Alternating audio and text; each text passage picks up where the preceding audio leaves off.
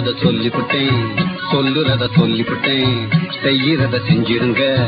நல்லதுன்னு கேட்டுக்குங்க, கெட்டதுன்னா விட்டுடுங்க. அன்பான மாணவர்களே, மீண்டும் உங்களை நான் mygrade.com என்ற யூடியூப் சேனலுக்கு உங்களை அன்புடன் அழைக்கின்றேன். நான் உங்கள் ஐயா எத்திராஜ்.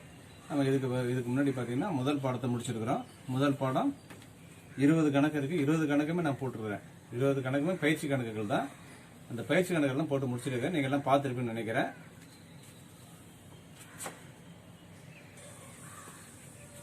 இந்த முதல் பாட கணக்குகளை நீங்க என்ன பண்றீங்கன்னா, ஆரம்பத்திலிருந்து 20 வீடியோ போட்டிருக்கேன். 20 கணக்குக்கும் 20 வீடியோ போட்டுக்கிறேன். 20 கணக்குகள் நீங்க திரும்பி என்ன பண்ணலாம், அந்த கணக்குகளை எடுத்து நோட்ல ஒர்க் அவுட் பண்ணி பாருங்க, எழுதி பாருங்க, நீங்களே கணக்கு போட்டு பாருங்க. அப்பதான் உங்களுக்கு கணக்கு புரியும். நிச்சயமா நீங்க எல்லாம் நிறைய மார்க் வாங்கலாம். முழுமை பெறா பதிவேட்டிலிருந்து கணக்குகளை முடிச்சாச்சு. இப்ப நம்ம அடுத்த பாடமான லாப நோக்கமற்ற அமைப்புகளின் கணக்குகள். என்ன பாடம்? லாப நோக்கமற்ற அமைப்புகளின் கணக்குகள். அந்த கணக்கை நம்ம பார்க்க போறோம். நல்லா விவரமா பார்த்துங்க. நீங்க புக்கு நல்லா படிச்சுங்க. ஏன்னா புக்கில் எல்லாம் அப்படி சொல்ல முடியாது. கணக்கு போறது மட்டும் ஷார்ட்டா எப்படி கணக்கு போடுறது, என்ன தேவை, அதை மட்டும் சொல்றேன். அதில் கவனிச்சுங்க. லாப நோக்கமற்ற அமைப்பு என்றால் என்ன? அதாவது லாபம் ஈட்ட வேண்டும் என்ற நோக்கத்தை அடிப்படையாக கொள்ளாமல், லாபம் ஈட்ட வேண்டும் நோக்கத்தை அடிப்படையாக கொள்ளாமல், சேவை செய்ய வேண்டும் என்ற நோக்கத்தையே அடிப்படையாக கொண்டு செயல்படுகின்ற அமைப்புகளுக்கு பெயர் தான் லாப நோக்கமற்ற அமைப்புகள். நல்லா புரிஞ்சுதுங்களா? நல்லா பாருங்க, திருப்பி நான் சொல்றேன். லாபம் ஈட்ட வேண்டும் என்ற நோக்கத்தை அடிப்படையாக கொண்டு செயல்படாமல், சேவை செய்ய வேண்டும் என்ற நோக்கத்தையே அடிப்படையாக கொண்டு செயல்படுகின்ற சில அமைப்புகளுக்கு பேர் தான் லாப நோக்கமற்ற அமைப்புகள். இந்த அமைப்புகளுக்கு லாபமே நோக்கம் கிடையாது. ஆனா சேவை செய்யறது மட்டும் தான் நோக்கம். ஆனா அதுக்கு சில செலவு செய்யறதுக்கு வருமானம் தான் வேணும் இல்லையா? அது எப்படி வரும்னு சொன்னா, ஒரு சங்கம், விளையாட்டு மன்றம், மணமகள் மன்றம், கல்வி நிலையங்கள், அது மாதிரி அநாத ஆசிரமங்கள், அதுக்கப்புறம் மணமகள் மன்றம், நற்பணி மன்றம், இதெல்லாம் வந்து அந்த லிஸ்ட்ல தான் வரும். நூலகங்கள், லைப்ரரி இருக்கு இல்லையா, இதெல்லாம் எதுல வரும்னு சொன்னா அந்த லாப நோக்கமற்ற அமைப்புகள் தான் வருது. இப்ப இதுக்கெல்லாம் வருமானம் எப்படி வரும்னு சொன்னா, ஒரு அமைப்பு எடுத்துங்க, விளையாட்டு போட்டி கழகம்னு வச்சிருக்கீங்க. அதுல யாரெல்லாம் மெம்பரா சேர்றாங்களோ, உறுப்பினரா சேர்றாங்களோ, அவங்க உறுப்பினர் கட்டணம் அப்படின்னு கொஞ்சம் செலுத்தணும். ஃபர்ஸ்ட் சேரும்போது ஸ்டார்டிங்ல உறுப்பினர் கட்டணம், என்ட்ரன்ஸ் ஃபீஸ் அப்படின்னு கொடுக்கணும். அது அந்த நிறுவனத்துக்கு, அந்த அமைப்புக்கு வருமானம். அதுக்கப்புறம் எத்தனை உறுப்பினர்கள் சேர்றாங்களோ அவங்க எல்லாம் மாதம் அல்லது 2 மாசத்துக்கு ஒரு தரம் அல்லது 3 மாசத்துக்கு ஒரு தரம் அவங்க லிஸ்ட் வச்சிருப்பாங்க. அந்த மாதிரி அவங்க ரூல்ஸ் தனியாக பண்ணிருப்பாங்க. அதன்படி அவர்கள் சந்தா தொகை செலுத்தணும். சந்தா என்பது அடிக்கடி திரும்ப கொடுக்கறது. உறுப்பினர் கட்டுறங்கிறது ஒரு தரம் மட்டும் தான் கொடுக்கறது. இதெல்லாம் அவங்களுக்கு வருமானம். அதுக்கப்புறம் வெளியில போய் நன்கொடை பெறுவாங்க. அது மாதிரி உயில் கொடை, யாராவது நான் என்னுடைய சொத்து ஃபுல்லாவே இந்த நிறுவனத்துக்கு நான் எழுதி வச்சிடறேன், இந்த அமைப்புக்கு நான் கொடுத்துட்டு சொல்லிட்டு உயில் கொடை, ஆயுள் உறுப்பினர் கட்டணம் இல்லையா, நான் சாகிற வரைக்கும் இந்த விளையாட்டு போட்டி கழகத்தில் நான் தான் உறுப்பினர் இருக்க போறேன்னு சொல்லிட்டு அவங்க ஒரு 10,000 20,000 கொடுத்து ஆயுள் உறுப்பினர் கட்டணம் கொடுப்பாங்க. இது மாதிரி நிறைய அதுக்கு வருமானம் வரும். அதை என்ன செலவு செய்வாங்க, அந்த விளையாட்டு பொருள் வாங்குறது, நியூஸ் பேப்பர் வாங்கி போடுறது, அதுக்கப்புறம் இந்த சின்ன பில்டிங் வாடகைக்கு எடுத்துக்கிறது, இது மாதிரி இல்லையா செலவெல்லாம் வரும். நிறைய செலவெல்லாம் புக்கில் கொடுத்துருக்காங்க. அந்த செலவெல்லாம் பார்த்துங்க. இந்த வரவுகளையும் இந்த செலவுகளையும் வச்சு ஒரு கணக்கு போட போறாங்க. ஃபர்ஸ்ட் கணக்கு ரொம்ப சிம்பிள். ஒண்ணு நீங்க எதுவும் படிக்க வேணாம், நான் சொல்றது மட்டும் நான் சொல்றது செய்யுங்க. சரியா? நிச்சயம் உங்களுக்கு கணக்கு புரியுது. ஒண்ணு இல்ல, பெறுதல், ரொக்கம் வருதா, ரொக்கம் போகுதான்னு மட்டும்தான் பார்க்கணும். வேற எதுவும் நீங்க பார்க்க கூடாது.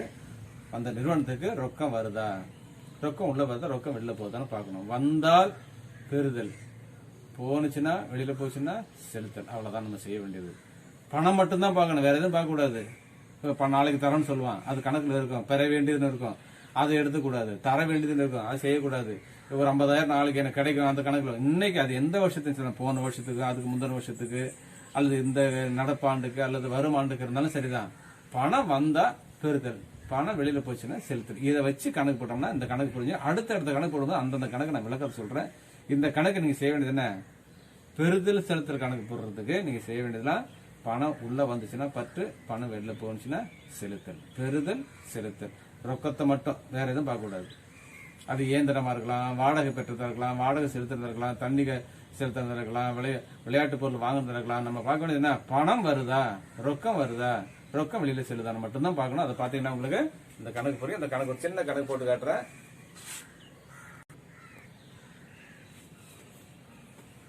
அதுக்கப்புறம் இந்த லாப நோக்கற்ற நிறுவனத்தில் நம்ம முதல் தயாரிக்கப்பட்ட கணக்கு பெறுதல் செலுத்தல் கணக்கு. இந்த கணக்கு ஏன் தயார் பண்ணோம், அது ஒரு கேள்வி வரும் இல்லையா. எதுக்காக பெறுதல் செலுத்தல் கணக்கு நம்ம ஆரம்பிக்கணும், எதுக்காக போகணும்னு கேட்கலாம். உங்களுக்கு அந்த டவுட் வரும். இப்போ ஏன் நான் சொல்றேன், நல்லா கவனிச்சுங்க. இப்போ நம்ம வாங்கின பணம்லாம் இருக்கு இல்லையா, சிறு சிறு இந்த உறுப்பினர் கட்டணம், சந்தா தொகை, நம்ம கூட வாடகை விடலாம், வாடகை பெற்றது, இது மாதிரி பெற்ற தொகையெல்லாம் நம்ம ஏதோ ஒரு கணக்கில் எழுதிதான் ஆகணும். நம்ம போன வருஷத்துக்கு நம்ம கையில் மீதி கூட இருக்கலாம். எவ்வளோ பணம் இருக்குன்னா மீதி பணத்தை பேங்கில் கொண்டு போய் போட்டிருப்போம்.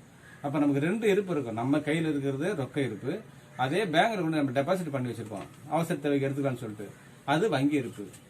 இப்போ நம்ம கையில் இருக்கிறது ரொக்க இருப்பு, பேங்கில் போட்டிருந்தா வங்கி இருப்பு. இந்த 2 இருப்பும் இப்போ வருஷம் முடிஞ்சு போச்சு. ஆரம்பத்தில் ஒரு தொடக்கத்தில் நம்ம ஆரம்பிக்கிற அந்த நிறுவனத்தை ஆரம்பிச்சு நடத்திட்டு இருக்கோம். வருஷம் முடிஞ்சு போச்சு. வருஷம் முடியல நம்ம கையில் எவ்வளோ பணம் இருக்கு, ரொக்கம் எவ்வளோ இருக்கு, வங்கி எவ்வளோ இருக்குன்னு கண்டுபிடிக்கணும். இதுல அதுக்காகத்தான் இது. நம்ம கையில் ரொக்கமாக எவ்வளோ இருக்கு, வங்கியில் எவ்வளோ இருக்குன்னு கண்டுபிடிக்கணும். இருப்பு அவங்க தொடக்க இருப்பு கொடுத்துருப்பாங்க. தொடக்க இருப்பு எந்த பக்கம் வரணும், பெறுதல் பக்கத்தில் 10 பக்கத்தில் வந்துடும். ரொக்க இருப்பு கொடுத்துருப்பாங்க, வங்கி இருப்பு கொடுத்துருப்பாங்க. எந்த இருப்பு கொடுத்துருக்கோம் அந்த இருப்பு நம்ம கண்டுபிடிக்கணும். எந்த இருப்பு கொடுக்கலையோ அதை நம்ம கண்டுபிடிக்கலாம். ரொக்க இருப்பு கொடுத்துருந்தாங்கன்னா தொடக்க இருப்பு, ரொக்க இறுதி இருப்பு கொடுத்துருக்க மாட்டாங்க, அதை நம்ம கண்டுபிடிக்கலாம். வங்கியில் தொடக்க இருப்பு கொடுத்துருந்தாங்கன்னா வங்கியில் இறுதி இருப்பு கொடுத்துருக்க மாட்டாங்க, நம்ம அதை கண்டுபிடிக்கலாம். அப்போ ரொக்க இருப்பு தொடக்க இருப்பும் கொடுத்துட்டு ரொக்க இருப்பு வர இருப்பு கொடுத்துட்டாங்கன்னா நம்ம அதை கண்டுபிடிக்க தேவையில்லை. அப்போ என்ன கண்டுபிடிக்கணும், நம்ம எந்த இருப்பு எந்த இருப்பு இறுதி இருப்பு இல்லையோ அதை நம்ம கண்டுபிடிக்கணும். அதுக்காக அந்த கணக்கு போகிறோம். நல்லா ஞாபகம் வச்சுக்க. இந்த பெறுதல் செலுத்தல் கணக்கு என்பது பெறுகின்ற ரொக்கத்தையும் செலுத்துகின்ற ரொக்கத்தையும் அடிப்படையாக கொண்டு தயாரிக்கப்படுகின்ற ஒரு கணக்கு. இந்த கணக்கில் நாம கண்டுபிடிக்க வேண்டியது தொடக்க இருப்பு கொடுத்துருப்பாங்க, இறுதி இருப்பு மட்டும்தான் கண்டுபிடிக்கணும். அந்த இறுதி இருப்பை எப்படி கண்டுபிடிக்கிறதுங்கிறது நான் அந்த கணக்கு போட்டு காட்டுறேன். சின்ன சின்ன கணக்கு நல்லா கவனிச்சு பார்த்துங்க. கவனிக்க ரொக்க இருப்பு 10 பக்கத்துல நான் 2 இருப்பு எழுதிட்டேன். இருப்பு கீழ்கொண்டு போட்டு ரொக்கம் வங்கி, வங்கியில் இருப்பு கொடுக்கல, அதனால எழுதணும். நீங்க ரொக்கம் எடுத்தோம்னா ரொக்கம் வங்கின்னு எழுதிட்டீங்கன்னா எது இருக்க ஃபில்அப் பண்ணிக்கலாம். இப்ப ரொக்க இருப்பு 4000. அடுத்து ஆயில் உறுப்பினர் கட்டணம் பெற்றது, பணம் உள்ள வருது, பெறுதல். சந்தா பெற்றது 15000 பணம் வருது. வாடகை பெற்றது 2000 ரூபாய். பாதுகாப்பு பெட்டக வாடகை பெற்றது 1000 ரூபாய். தொடர் விளையாட்டு போட்டி வாடகை 14000. இது பெற்றதெல்லாம் வரப்போது பெறுதல் பத்திரம் போட்டாச்சு. அதே மாதிரி செலுத்திருக்கள் சம்பளம் 3000 செலுத்திருக்கிறோம். அச்சு கட்டணம் 2500 ரூபாய் செலுத்திருக்கிறோம். தொடர் விளையாட்டு போட்டி செலவுகள் 10500 ரூபாய். முதலீடுகள் 25000. இவ்வளவுதான். இது 2 பக்கமும் கூட்டுறோம். இந்த பெறுதல் பக்கத்தில் 46000 வருது, செலுத்தல் பக்கத்தில் 41000 வருது. இதுல இருந்து கழிச்சு பார்த்தோம்னா 5000 நமக்கு இருக்கு. அந்த 5000 இருப்பு அது என்ன இருப்பு, அது ரொக்க இருப்பு. ரொக்க இருப்பு எவ்வளவு, 5000 ரூபாய். இதுக்கு நேரம் எழுதினது 5000 போட்டு இங்க பேலன்ஸ் போட்டுருங்க. போட்டு 2 பக்கம் கூட்டுங்க, 46000. அதுக்கு நேரில் இங்க 46000. புரிஞ்சுதா பாருங்க. ரொம்ப சிம்பிள் கணக்கு, ஒன்றும் பிரச்சனை இல்லை. அது பணம் வந்துச்சுன்னா 10 பக்கம், பணம் போச்சுன்னா வர பக்கம் கூட்டி கழிச்சு பார்க்குறோம். இருப்பு எந்த பக்கம் வருதோ அதில் இருப்பு கீழே போட்டு கணக்கு முடிச்சு. இதே மாதிரி அடுத்த கணக்கில் கொஞ்சம் சின்ன வேரியேஷன் வரும். அது என்ன சொன்னா, நமக்கு இருப்பு வந்து 10 இருப்பு தான் காட்டிட்டுமே. கடன் வாங்கியிருக்கோம்னு வச்சுக்கோங்க பேங்க்ல, அதுக்கு பேரு வங்கி மேலுரை பற்றுன்னு போயிட்டு கடன் வாங்கிதான் நமக்கு இருப்பு வரப்போதில் காட்டும். அடுத்த கணக்குல ஒரு சின்ன ஒரு மாற்றத்தை வச்சு ஒரு கணக்கு கொடுத்துருக்காங்க. அதே மாதிரி கொடுபட வேண்டியது இருக்கும். இன்னும் நம்ம பணம் செலுத்தல, அது கணக்கு கொடுத்துருப்பாங்க, அதை நம்ம கணக்குல எடுத்துக்கொள்ள கூடாது. அடுத்த கணக்கு பாக்குறோம். கவனிங்க.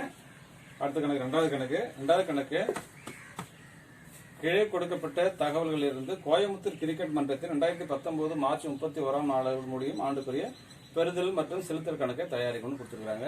இதே மாதிரிதான் முதல் கணக்கு நமக்கு வந்து தலைப்பு எழுதுன ஃபர்ஸ்ட் 31/3/2019 முடியும் ஆண்டுக்கான கோயம்புத்தூர் கிரிக்கெட் மன்றத்தின் முதல் கணக்கு நம்ம ஒரு கணக்கு போட்டாச்சு. இந்த 2வது கணக்குல என்ன ஒரு சின்ன மாற்றம் வந்திருக்குன்னு சொன்னா, தொடக்க இருப்பு வங்கி மேல்வரி பற்று கொடுத்துருக்காங்க. வங்கி மேல்வரி பற்றுனா கடன். அது வங்கியில் வாங்கினா கடன் எப்போ வரும்னு சொன்னா வரப்போ தான் வரும். பேர் செலுத்தல் பக்கத்தில் வரணும் இல்லையா, அது பொறுப்பில் வந்துடும். அதனால அது செலுத்தல் பக்கத்தில் போயிட்டு ஆட்டோமேட்டிக்கா அது வங்கி மேல்வரி பற்று என்பது கடன், அதனால வரப்போது வந்துடும். கையிருப்பு ரொக்கம் 1000 ரூபாய் கொடுத்துருக்கான். புக்கில் எல்லாம் பாருங்க. புக்கில் பாத்தீங்கன்னா 1000 ரூபாய் நமக்கு ரொக்கத்துக்கு நேரம் 1000 ரூபாய் போட்டாச்சு. அடுத்தது சந்தா பெற்றது முன்னாண்டுக்கு போன வருஷத்துக்கு 500 ரூபாய், நடப்பாண்டு இந்த ஆண்டுக்கு 9200 ரூபாய், எதிர்வரும் ஆண்டுனா அடுத்த ஆண்டுக்கு 400 ரூபாய், மொத்தம் கூட்டினா 10500 ரூபாய். ரைட்டு. விளையாட்டு நிதி பெற்றது 5200 ரூபாய், உயிர் கொடை பெற்றது 2000 ரூபாய், நன்கொடை பெற்றது 2000 ரூபாய். பெறுதல் ஃபுல்லா நம்ம பெறுதல் பகுதியில் போட்டாச்சு. இப்ப செலுத்தல் பகுதியில் கூலி செலுத்தியது 2000 ரூபாய், கடன் மீது வட்டி செலுத்தியது 2000 ரூபாய், மதிப்பூதியம் செலுத்தியது 2800. அது என்ன மதிப்பூதியம் சொன்னா நம்ம கிட்ட வேலை செய்வாங்க இல்லையா, அவங்களுக்கு மரியாதை செய்யறது, அவங்களுக்கு ஊதியம் கொடுத்துருப்போம். நமக்கு மதிப்பூதியம் 2800 ரூபாய், நீர் மின் கட்டணம் செலுத்தியது 700 ரூபாய், விளையாட்டு போட்டி செலவுகள் 2600 ரூபாய், விளையாட்டு பொருள் வாங்கியது 1900 ரூபாய். இவ்வளவுதான். அது இல்லாம நமக்கு ரொக்க இருப்பு கொடுத்துட்டாங்க. ரொக்க இருப்பு நமக்கு 300 ரூபாய் கொடுத்துட்டாங்க. இதுதான் ரொக்க இருப்பு. இப்ப நாம கண்டுபிடிக்கிறது என்னன்னு சொன்னா வங்கி இருப்பு தான் கண்டுபிடிக்கும். அதனாலதான் சொன்னது எடுத்த உடனே இருப்பு கீ கொண்டு போட்டு ரொக்கம் வங்கி போட்டணும். இங்கே இருப்பு கீன்னு போட்டு ரொக்கம் வங்கி போட்டணும். ரொக்க இருப்பு கொடுத்தா நம்ம ஃபில்அப் பண்ணிட்டோம். அடுத்து நம்ம ஃபில்அப் பண்ணாம இருக்கிறது வங்கி தான். வங்கியை கண்டுபிடிச்சோன்னா இந்த பக்கம் கூட்டி பாத்தீங்கன்னா 20700 ரூபாய் வருது. அதாவது பெறுதல் பக்கத்துல 20700 ரூபாய், செலுத்தல் பக்கத்துல 18300 ரூபாய். ரெண்டத்தையும் கழிச்சு பாத்தீங்கன்னா 2400 ரூபாய் நமக்கு வரும். 2400 ரூபாய் வங்கி இருப்பு. இங்க போடுங்க 2400 ரூபாய் வங்கி இருப்பு. இப்ப ரெண்டு பக்கம் கூட்டி பாத்தீங்கன்னா 20700 ரூபாய் வரும். ரெண்டு பக்கம் கூட்டி பாத்தீங்கன்னா எவ்வளவு வருது? 20700 ரூபாய் வரும். இதான் நம்ம கணக்கு போட்டு இதை வந்து நீங்க வெளியில தனி ஒரு பேப்பர்ல ரஃப் ஒர்க் மாதிரி போட்டு பாத்துங்க, ஆன்சர் வந்துடும். புரியுது? அது இதுல ஒரு சின்ன மாற்றம், அடுத்த கணக்குல எந்த ஒரு மாற்றம் வரும். இப்ப நம்ம தெரிஞ்சுக்க வேண்டியது பெறுதற்குரிய இது வங்கி மேல்வரி பத்து சொன்னா வரவுல தான் வரணும். இருப்பு எடுத்த உடனே இருப்பு கீ கொண்டு போட்டு ரொக்க இருப்பு வங்கி இருப்பு எழுதிடுறோம். அதுல ரொக்க இருப்பு கொடுத்துருக்காங்க, வங்கி இருப்பு நம்ம கொடுக்கல. அதுக்கு பதிலாக வங்கி மேல்வரி பத்து கொடுத்துட்டாங்க. அதே மாதிரி இருப்பு கீழே பார்த்தா ரொக்க இருப்பு அவனுக்கு கொடுத்துட்டாங்க, இறுதி இருப்பு கொடுத்துட்டாங்க. நம்ம கண்டுபிடிக்க வேண்டியது வங்கி இருப்பு மட்டும்தான். பெறுதல் பக்கத்துல செலுத்தப்படியும் கூட்டி கழிச்சு பார்த்தீங்கன்னா நமக்கு பேலன்ஸ் அமௌண்ட் வந்துடும் 2500. இந்த அமௌண்ட் தான் பேலன்ஸ் அமௌண்ட். புரிஞ்சுதா? ரெண்டு கணக்கு போட்டுருக்கேன், ரெண்டு கணக்கு பாருங்க. அடுத்த கணக்குல சந்திக்கலாம் மாணவர்களே. இதை நீங்க என்ன பண்றீங்க, நல்லா ஆர்வத்தோட பாக்குறதுக்கு தெரியுது, ஷேர் பண்ணுங்க, சப்ஸ்கிரைப் பண்ணிடுங்க. அதுக்கப்புறம் அந்த பெல் பட்டன் எடுத்துங்க, நான் போடுற கணக்கு முன்னாடியே வந்துடும். அது இல்லாம நீங்க கூகுள்ல போய் கூட நீங்க சர்ச் பண்ணி பார்க்கலாம். அதுலயும் இந்த நம்ம கணக்கு அதில் வர மாதிரி பண்ணிருக்கிறேன். கூகுள்லயும் போயிட்டு 12th கணக்கு +2 அக்கௌண்டன்சி அப்படின்னு போட்டீங்கன்னா நம்ம பாடம் 1 அப்படி போட்டா உனக்கு அதுலயே கணக்கு வந்து அதுலயும் பார்த்துக்கலாம். யூடியூப்லயும் தேடி பாருங்க, கணக்கு வரும். எல்லா கணக்கும் நான் போட்டு காட்டுறேன். சின்ன கணக்கு, அடுத்தடுத்த கணக்கு ஒரு மாற்றம் வரும். அந்த மாற்றம் வரும்போது அதை கவனிச்சுக்கணுங்க. அந்த மாற்றத்தை மட்டும் சொல்லி கொடுத்துருவேன், நீங்க கணக்கு போடலாம். நன்றி மாணவர்களே.